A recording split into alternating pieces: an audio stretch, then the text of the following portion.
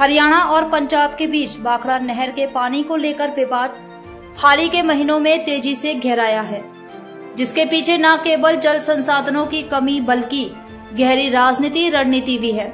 यह मुद्दा दोनों राज्य की सियासत को गरमा रहा है और इसमें केंद्र सरकार, भाखड़ा ब्याज मैनेजमेंट बोर्ड, बीबीएमबी और स्थानीय राजनीतिक दलों की भूमिका भी उजागर हो रही है। आइए इस विवाद के कारणों, प्रभावों और इसके पीछे की राजनीति को विस्तार से समझते हैं। विवाद का मूल कारण पानी की कटौती। पंजाब की आम आदमी पार्टी आप सरकार ने भाखड़ा नहर से हरियाणा को मिलने वाले पानी में कटौती की, जिसके तहत हरियाणा को मिलने वाले लगभग 9,000 यूसेक पानी को घटाकर 4,000 यूसेक कर दिया गया। पंजाब का दावा है कि उसने हरियाणा को 31 मार्च तक उसके कोटे का पूरा पानी 2.987 मिलियन एकड़ फीट दे दिया है और अब उसके पास अतिरिक्त पानी नहीं है। पंजाब के मुख्यमंत्री भगवंत मान ने कहा कि राज्य गंभीर जल संकट से जूझ रहा है। भूजल स्तर गिर रहा है और रंजीत सागर व पौंग बांधों में पानी का स्तर औसत से कम है। पंजाब को अपने किसानों और धान की बुआई के लिए पानी की प्राथमिकता देनी होगी। हरियाणा के मुख्यमंत्री नायब सिंह सैनी ने पंजाब पर बीबीएमबी के 23 अप्रैल से फैसले का पालन न करने का आरोप लगाया, जिसमें हरियाणा को अतिरिक्त 4,500 यूसेक पानी देने की बात की थी। हरियाणा का कहना है कि यह कटौती उसके पेयजल और सिंचाई जरूरतों को प्रभावित कर रही है, खासकर हिसार, फतेहाबाद, सिरसा, रोहतक और महेंद्रगढ़ जैसे जिलों में। राजनीतिक आयाम।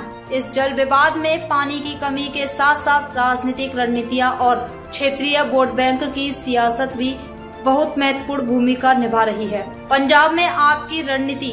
किसान वोट बैंक। पंजाब एक कृषि प्रधान राज्य है और नहरों से 60% खेतों की सिंचाई होती है। मान सरकार ने पानी रोककर स्थानीय किसानों के हितों की रक्षा का संदेश देने की कोशिश की है, जो आपका प्रमुख वोट बैंक है। भगवंत मान ने बीजेपी और केंद्र सरकार पर बीबीएमबी के जरिए पंजाब के पानी को चोरी करने का आरोप लगाया। उन्होंने इसे बीजेपी की गंदी राजनीति करार दिया, जिससे पंजाब में आपकी राष्ट्रवादी छवि मजबूत हो गई। पंजाब में कांग्रेस और श्रोमणी अकाली दल ने भी आपके इस कदम का समर्थन किया, जिससे यह मुद्दा पंजाब में सर्वदलीय सहमति का रूप ले चुका है। हरियाणा में बीजेपी के गैर जाट वोटों, विशेषकर ओबीसी और दलित को एकजुट करने में सफलता पाई है, जैसा कि हाल के विधानसभा चुनावों में देखा गया। पानी के मुद्दों को उठाकर बीजेपी हरियाणा में अपनी स्थिति मजबूत करने की कोशिश कर रही है, खासकर ग्रामीण क्षेत्रों में। हरियाणा सरकार ने सुप्रीम कोर्ट जाने की बात कही है, जिससे वह केंद्र सरकार और बीबीएमबी के समर्थन का लाभ उठा सकती है। यह कदम बीजेपी को हरियाणा में पीड़ित की छवि देकर सहानुभूति वोट हासिल करने में मदद कर सकता है। नायब सैनी ने आप पर गंदी राजनीति का आरोप लगाया और कहा कि पंजाब का यह कदम हरियाणा की जनता के साथ अन्याय है।